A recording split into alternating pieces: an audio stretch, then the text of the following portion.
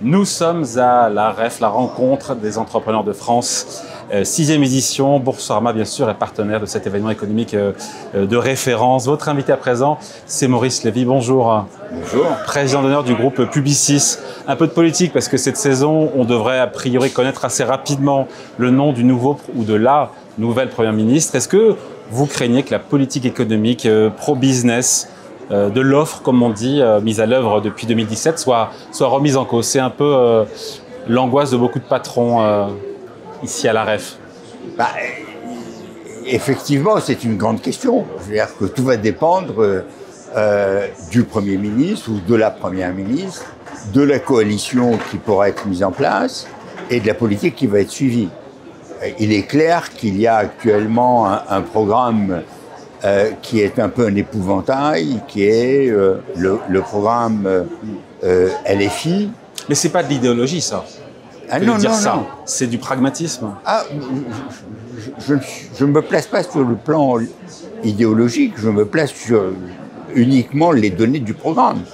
Celles qui ont émergé, c'est-à-dire un certain nombre de surtaxations, un certain nombre, comme si la France ne taxait pas assez, 48% de prélèvements obligatoires, je ne sais pas où on va aller. Donc, alors qu'on a besoin, et c'est triste à dire, d'une politique de rigueur, on est reparti, si jamais c'était cette option qui était choisie, on serait reparti, on repartirait pour une politique encore de dépenses excessives, d'endettement. Ça serait quoi le plus mauvais des signaux, la pire des décisions économiques qui pourraient être prises par une nouvelle majorité, en tout cas un nouveau Premier ministre? Ça serait quoi? Le retour de l'ISF, qu'on l'affuble d'ISF vert climatique, l'abrogation de la réforme des retraites par le signal que ça enverrait potentiellement au marché financier, le fait de conditionner l'aide aux entreprises, de les réduire? Les aides aux entreprises, je n'ai jamais été très favorable, personnellement. Mais c'est la contrepartie aussi de cette oui, non, mais élément obligatoire. Je ne sais pas très bien ce que ça veut dire dans la suppression des aides aux entreprises. Je ne sais pas de quoi il s'agit. Mais s'il s'agit de certains allègements fiscaux qui sont sur les salaires, qui favorisent sur le crédit d'impôt recherche, oui, qui favorisent la recherche, je trouverais ça profondément dommage parce que ça a été un booster exceptionnel pour la recherche. En fait, les mesures emblématiques qui feraient craindre le pire, la première des mesures emblématiques, c'est la réforme des retraites. La suppression de la réforme ou l'abrogation de la loi sur la réforme des retraites. Parce que on a déjà du mal à la financer, les nouvelles mesures qui ont été prises ne sont pas suffisantes en tant que telles, et les abroger conduirait à donner le plus mauvais signal possible au marché. La deuxième réforme qui ferait, elle, ne serait pas seulement un mauvais signal, elle ferait fuir les capitaux, c'est la recréation d'un ISF, quelles que soient les vertus dont on pourrait le parer. Et la raison qu'il faudrait mettre en avant là-dessus, la seule, c'est que nous avons mis énormément de temps à regagner la confiance des marchés, énormément de temps à faire revenir les investisseurs en France.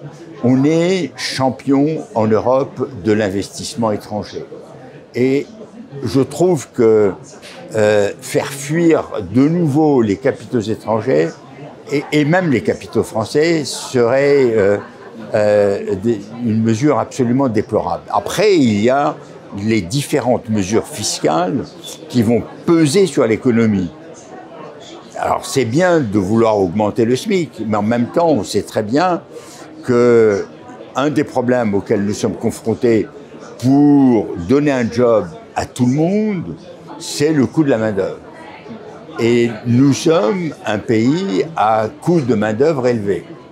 C'est vrai pour l'agriculture, c'est vrai pour l'artisanat, c'est vrai pour énormément de métiers pour lesquels on a besoin de main-d'œuvre pas très formée de manière à être compétitif. Et là, malheureusement, relancer, à titre personnel, je serais très heureux que les gens gagnent plus d'argent, et je ne demande que ça, mais il faudrait pouvoir le faire par la productivité, plutôt que par l'augmentation du SMIC, qui serait un impédimenta difficile à surmonter pour beaucoup d'entreprises. Maurice Lévy, plus largement, est-ce que vous redoutez qu'on soit entré dans une phase d'instabilité politique parce qu'il y a ce Parlement des minorités, l'expression n'est pas de moi, il y a une Assemblée nationale qui est fracturée en trois, un gouvernement qui soit stable dans la durée, c'est vraiment... Les Français ont joué aux apprentis sorciers en ne donnant pas de majorité. C'était le choix du président que dit Solon. Oui, mais déjà, il était dans une majorité relative. C'était pas une majorité absolue. Mais ce sont les Français qui ont voté. Et en votant, ils ont décidé de ne donner à aucun bloc la majorité.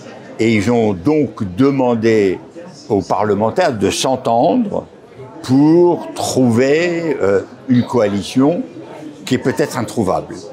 Et donc, dès lors qu'il y a coalition, il y a un risque de déstabilisation permanent.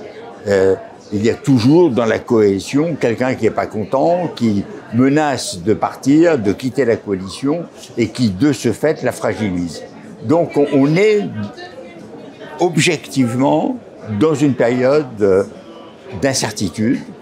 Et c'est la pire des choses qui puisse arriver en économie, vous savez comme moi. Même si on ne voit pas l'impact aujourd'hui, c'est vrai que quand on voit les chiffres Banque de France, INSEE, je ne vais pas les ressortir, mais il semble que la France soit bien partie pour faire une croissance cette année de 1,2%. C'est plus que ce que le gouvernement démissionnaire avait prévu. Pour le moment, cette instabilité politique, elle ne se voit pas encore dans les chiffres d'activité. On a même le moral des chefs d'entreprise mesuré par l'INSEE qui a rebondi au mois d'août. Alors, maintenant, je vais vous faire... Au mois de juillet, pardon, mois de juillet. Un peu de politique fiction, à ma façon. Ouais. Pas trop d'art. Mais moi, un gouvernement qui ferait voter les recettes, qui aurait du mal à faire voter les dépenses, qui serait obligé de les baisser, et qui ne pourrait pas prendre beaucoup de mesures, et qui laisserait la France dans une situation de semi-blocage, moi je trouverais ça très bien. Parce que la seule chose la dernière chose dont on a besoin aujourd'hui, c'est d'un gouvernement qui va se mettre à dépenser de l'argent que nous n'avons pas. Donc, une période pendant laquelle on serait amené à ne pas pouvoir faire grand-chose, un peu comme ce qui s'est passé avec les Belges, ce serait pas mal pour moi. Mais j'ai peut-être tort. Donc je ne suis pas un grand expert de la politique, loin s'en faut. Je ne suis même pas du tout expert de la politique.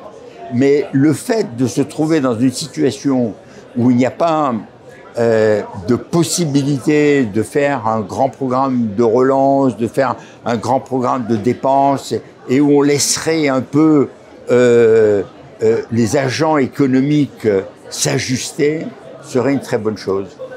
Maurice Lévy, vous êtes président d'honneur de Publicis, vous avez passé la main à la tête de la société, mais vous continuez à être businessman, entrepreneur, avec la plateforme YourArt, la relance de ce local. Est-ce que votre nouvelle vie est toujours aussi trépidante? Parce qu'on aurait pu imaginer qu'à peine 75 ou 80 ans... 82. Je sais. Vous auriez pu avoir envie de vous la couler douce, les pieds dans l'eau ou à la montagne. Je n'ai jamais cessé d'entreprendre, d'innover. Je suis constamment habité par des idées nouvelles.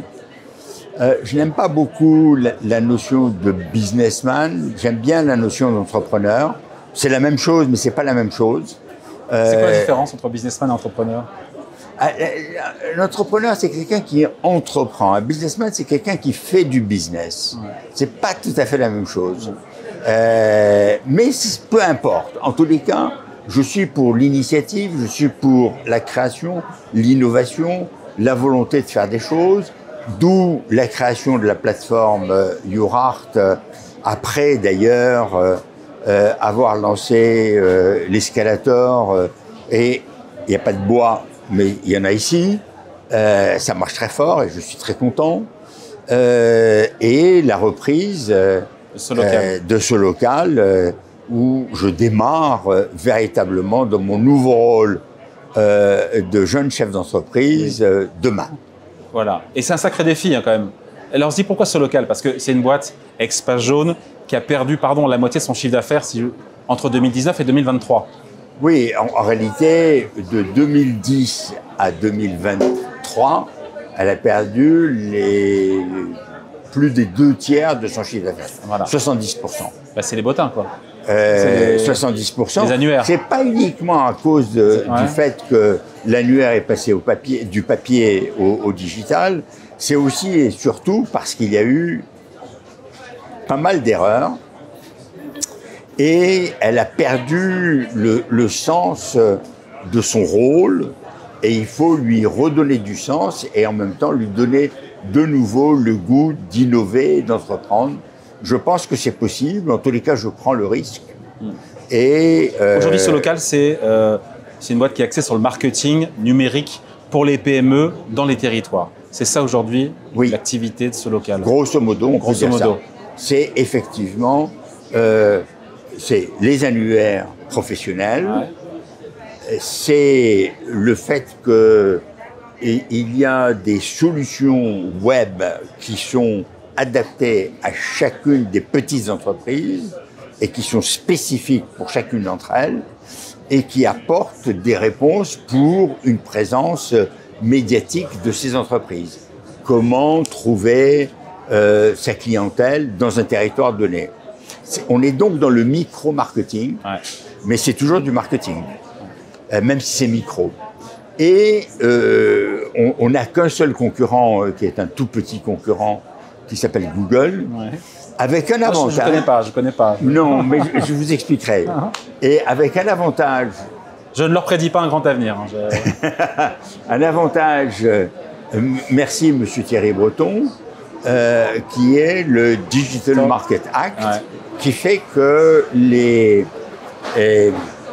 avantages qu'ils avaient depuis longtemps, et qui était la possibilité de se servir de leurs données pour attaquer le marché, ils ne peuvent plus le faire, grâce au Digital Market Act. Le deuxième avantage que nous avons est un avantage lié à l'intelligence artificielle et qui permet justement de faire des messages individualisés. Quand on combine ces deux éléments, on devrait arriver à rendre des services inouïs à toutes les TPE et PME de France et de Navarre. Surtout de Navarre. Maurice Lévy, vous avez injecté de l'argent à titre personnel. Alors, je n'ai pas les chiffres, 25 millions d'euros, c'est ça? Avec... En réalité, c'est un peu plus que ça, mais peu importe. 40, c'est 40, c'est ça? Oui, il y a au total, l'investissement que je concentre dans ce local s'élève à un peu plus de 65 millions. Il y a 25 millions de cash, il y a 5 millions à peu près d'augmentation de capital, ce qui fait 30 millions de cash, plus 35 millions qui est l'apport de Régicom, dans lequel il y a 10 millions de cash. Voilà. Et les banques ont fait un effort aussi parce qu'il fallait réduire l'endettement. Ah, les banques... J'ai vu diviser par 6, enfin les créanciers ont divisé par 6. Oui, enfin, ils n'ont pas divisé assez, mais ils ont fait un effort important. Tout en rentrant et je tiens à les remercier. Et surtout, je tiens à... Et je suis désolé pour tous ceux qui ont investi, à les remercier d'avoir accepté de voter la reprise et la restructuration. Il y a de l'investissement aussi. Il y a eu énormément d'argent qui a été perdu par les investisseurs. Il y a de l'investissement aussi à venir dans les 4 prochaines années. Oui. Ce n'est pas seulement du repositionnement. Il va y avoir 130 millions d'investissements sur 4 ans. En ce qu'on appelle CAPEX, qui sont les nouveaux produits et les nouveaux investissements que nous allons mettre en œuvre pour transformer l'entreprise. Voilà, donc, et la présidence opérationnelle commence demain. La présidence opérationnelle commence demain. Elle a beaucoup commencé pendant les vacances, où j'ai énormément travaillé à réfléchir à ce que devrait être ce local de demain. Nous allons commencer à travailler avec le COMEX à redonner un élan à l'entreprise. Bon, un petit mot aussi, il y a YourArt, cette plateforme qui permet donc de connecter amateurs d'art et artistes grâce notamment à de l'IA. Oui. C'est un projet qui marie l'art, qui est une de vos passions, et la tech. Ça a tout pour vous plaire, ça. Bah oui, c'est un mariage de deux passions. Et ça prend alors? Ah, ça prend bien, et vous allez avoir des nouvelles bientôt encore sur YourArt. Vous allez être obligé de m'inviter. Infatigable, Maurice Lévy, président d'honneur du groupe Publicis, invité d'Ecorama sur Boursorama, enregistré depuis la REF du MEDEF à l'hippodrome de Longchamp à Paris. Merci beaucoup. Merci à vous, merci, et c'est toujours un plaisir. Partagé.